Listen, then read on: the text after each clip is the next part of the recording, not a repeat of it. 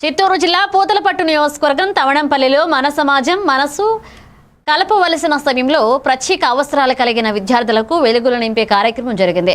జిల్లా పరిషత్ ఉన్నత పాఠశాలలో నిర్వహించిన వైద్య నిర్ధారణ శిబిరంలో శాసనసభ్యులు మురళీమోహన్ ముఖ్య అతిథిగా పాల్గొన్నారు.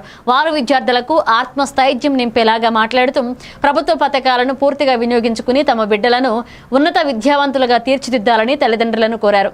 ఈ శిబిరంలో విద్యార్థులు అలాగే వైద్యులు నిర్ధారణ పరీక్షలు నిర్వహించారు. ఈ కార్యక్రమంలో Sarva Shiksha Abhiyan assistant project coordinator Venkataramana, IE coordinator Madhu, ఎంఈఓలు హేమలత, మోహన్ రెడ్డి పాల్గొన్నారు.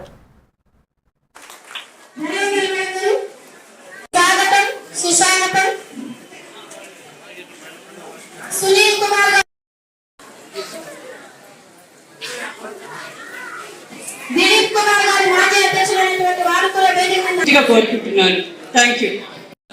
మొత్తం ప్రత్యేక అవసరాలు గల పిల్లలకి 4 రకాలైనటువంటి పిల్లలకి ఇక్కడ క్యాంప్ నిర్వహించడం జరుగుతుంది.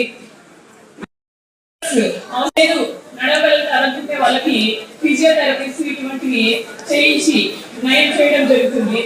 అదేవిధంగా అవసరమైతే స్పెట్స్ సప్లై చేయడం.